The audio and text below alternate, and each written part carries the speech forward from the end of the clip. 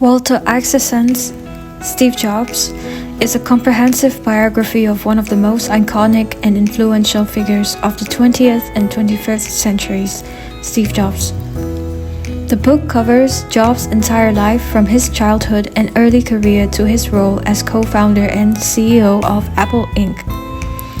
and his ultimate death in 2011. The biography provides deep insights into Jobs' complex personality, his innovative vision, and his approach to business and life. Based on over 40 interviews with Jobs himself and hundreds of interviews with family members, colleagues, and competitors and adversaries, Isaacson paints a vivid portrait of Jobs as a visionary leader with many contradictions. Steve Jobs was born on February 24, 1955, in San Francisco to two unmarried university students, Joan Schildbil and Abdulfald Jandali, who gave him up for adoption. He was adopted by Paul and Clara Jobs, a lower-middle-class couple who lived in Mountain View, California. Jobs' adoptive father, Paul, was a mechanist and encouraged Steve's curiosity about mechanics and electronics. Steve's early interest in electronics would play a crucial role in shaping his career future. From a young age, Jobs was intelligent and nonconformist. His parents recognized his potential and made sacrifices to ensure he attended good schools. However, Jobs often found himself at odds with the rigid structure of formal education. His rebellious nature often put him in conflict with teachers and authority figures. Still, his early exposure to Silicon Valley's nascent technology industry sparked his interest in computing and electronics. While in high school, Jobs met Steve von Zeynik, a fellow electronics enthusiast who would later become his partner in founding Apple.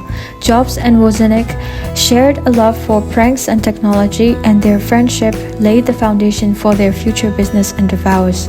Jobs attended Reed College in Oregon, but dropped out after one semester, feeling that traditional education was not for him. After dropping out, he traveled to India in search of spiritual enlightenment and returned to California a changed person, embracing aspects of Buddhism and Eastern philosophy. These influences would shape his approach to life and work, particularly his emphasis on simplicity and Zen-like design. In 1976, Jobs and Wozniak co-founded Apple in the garage of Jobs' parents' house. Their first product, the Apple I, was a personal computer kit that attracted attention from hobbyists and early computer enthusiasts. However, it was the introduction of the Apple II in 1977 that marked the company's breakthrough. The Apple II was the first commercially successful personal computer, and it helped establish Apple as a major player in tech industry. Despite the early success, Jobs was often difficult to work with. His demanding personality and perfectionism made him both inspiring and frustrating to those around him. He had a unique ability to envision products that consumers did not even know they needed, but his abrasive management style caused frequent clashes with employees and colleagues.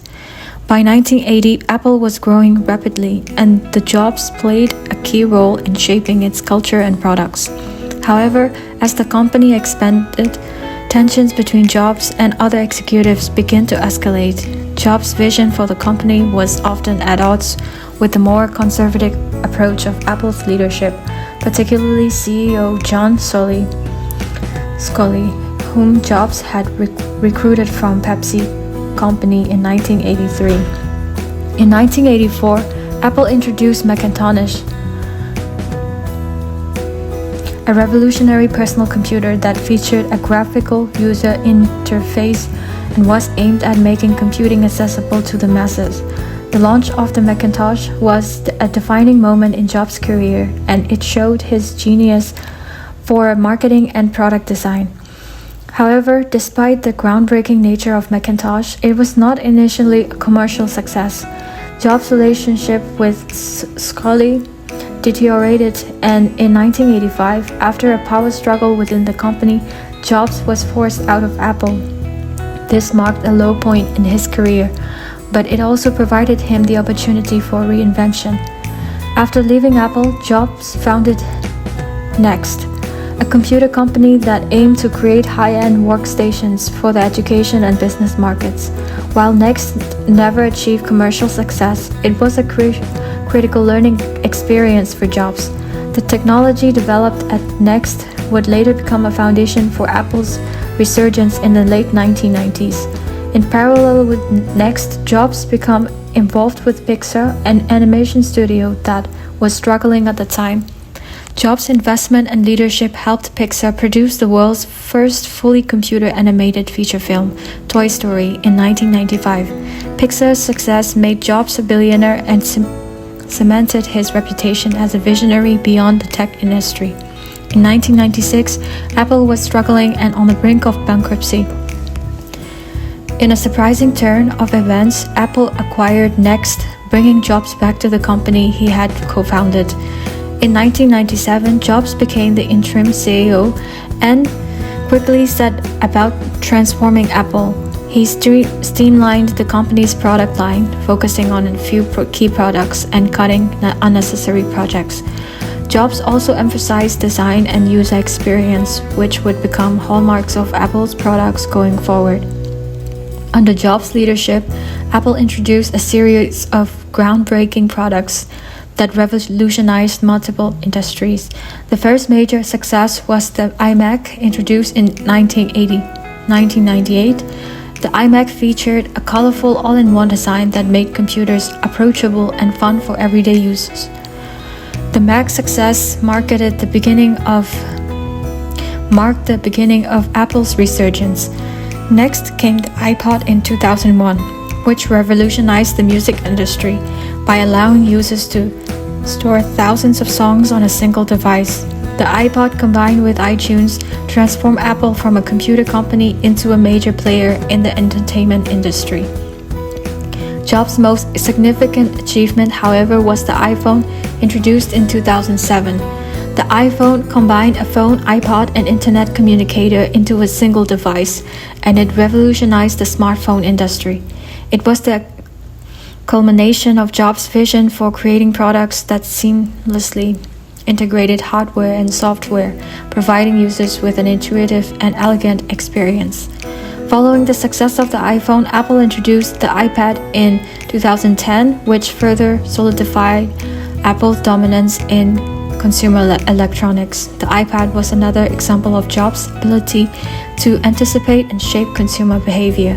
Throughout his career, Jobs was known for his relentless pursuit of perfection. He believed in creating products that were not only functional but also beautiful. His attention to detail and emphasis on simplicity were central to Apple's success. However, Jobs was also a polarizing figure. His management style could be harsh, and he often pushed his employees to their limits. He was known for his reality distortion field, a term used to describe his ability to convince others and himself to achieve the seamlessly impossible. In 2003, Jobs was diagnosed with a rare form of pancreatic cancer. Despite his illness, he continued to lead Apple and oversee the development of new products. Jobs underwent multiple treatments and surgeries, but his health deteriorated over time.